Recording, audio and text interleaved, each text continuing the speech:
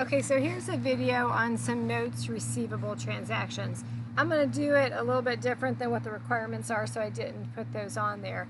But the first thing we have is on November 1st, they loaned $60,000 cash to the CBOR for a 12-month note. So what I want to look at is to say, okay, well, when would that be due? So I want to do two things. I want to figure out how much interest there is, and then when would that be due? So the due date, if it's a 12-month note, it's going to be November 1st of the following year. So that one's a fairly easy one, because it's 1 year away, so you just go out a year. Okay, then if we want to calculate the interest, let me make that a little bit smaller. Our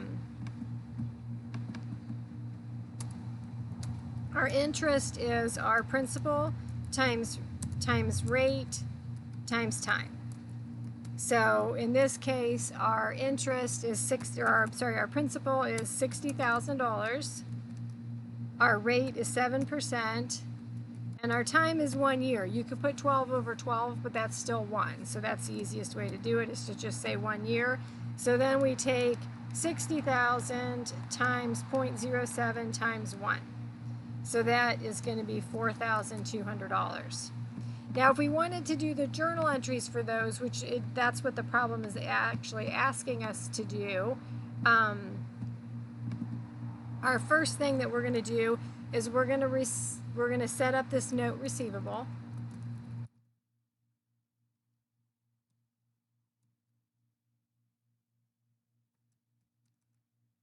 And then we're going to credit cash because we loaned them the cash. That would be our first entry on November 11th. I guess I could have put my date in there. Let me make it a little smaller.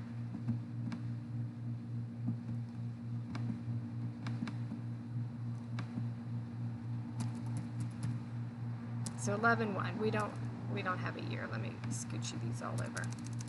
Okay, so our debit and our credit. Okay, then at the end of December, we would want to accrue all of that interest. So I'm gonna go ahead and do that. Now in this case, we would set up a interest receivable.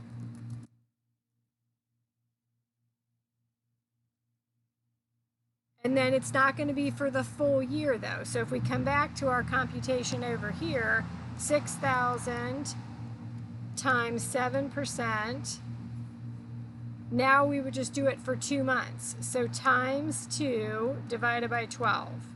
So that gives me $700.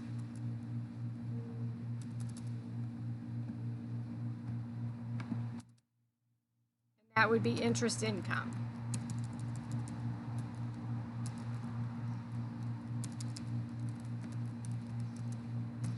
And again, down below, I'll show you the mathematics of it. Okay, so it would be the 60,000 times the 7% times 2 divided by 12, because it was only 2 months at that point in time. So let me make this a little bit smaller so it fits on that screen. Okay, and then we'll come back over. Okay, then the next one, we've got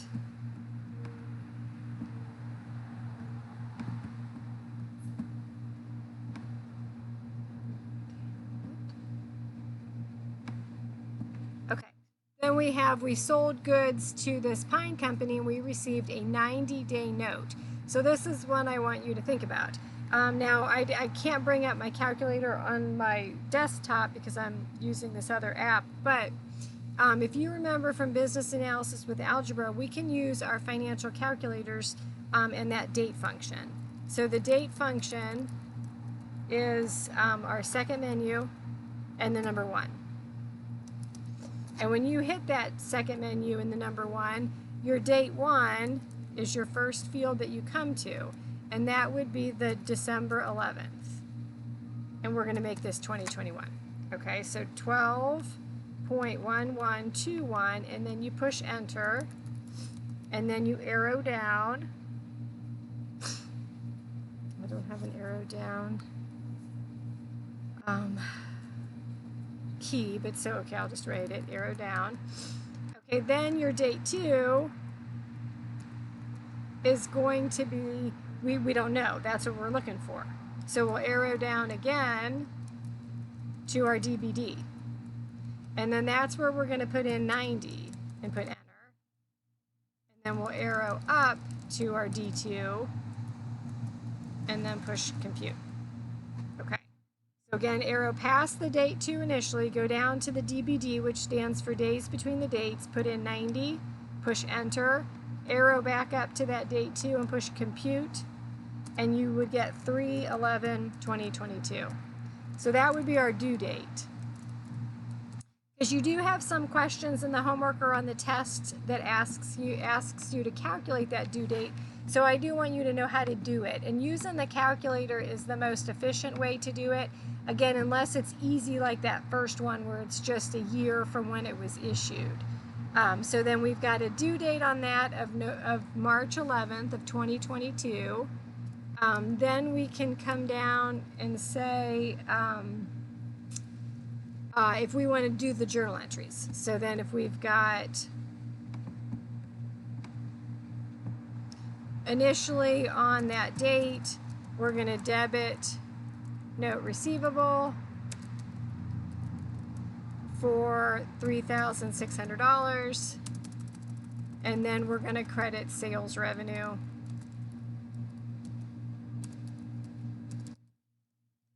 for $3,600. Then on the 31st, we're going to record, same as what we did up there, interest receivable. Now in this case, let me come down a little bit, I'll put in my math. 3,600 times 8% times the days. So now again, I'm going to use my date function again. So if I go back to that date function, my December 11th is still the first date, but now I'm going to put in December 31st, 21, and push enter as my date 2, and arrow down and compute, and it's 20 days. You could have also done that in your head, probably, if you knew how many days are in December, or look at a calendar. Okay, so 3,600 times 0.08 times the 20 days divided by 360 days gives us $16 in interest. So we would record an interest receivable for $16 and then interest income for $16. All right, smaller. Okay.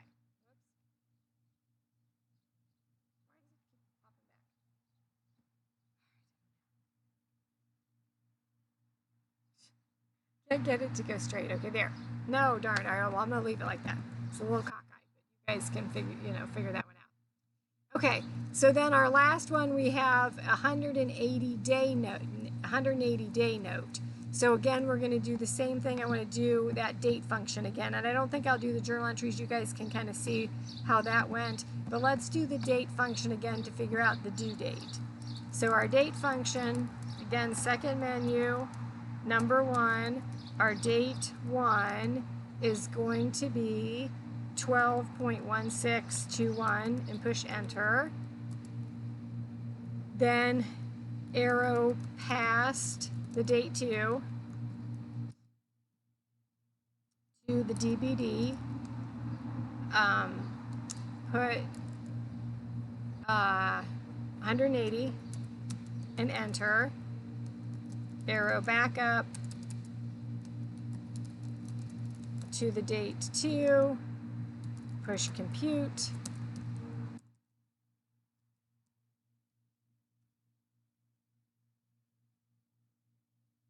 so 12.1621, enter is my date 1, arrow down it to that days between the dates, 180, push enter, arrow back up and compute, and the due date is 6/14 of 2022. And then again, we would do the same entry that we did up here. We would initially record that.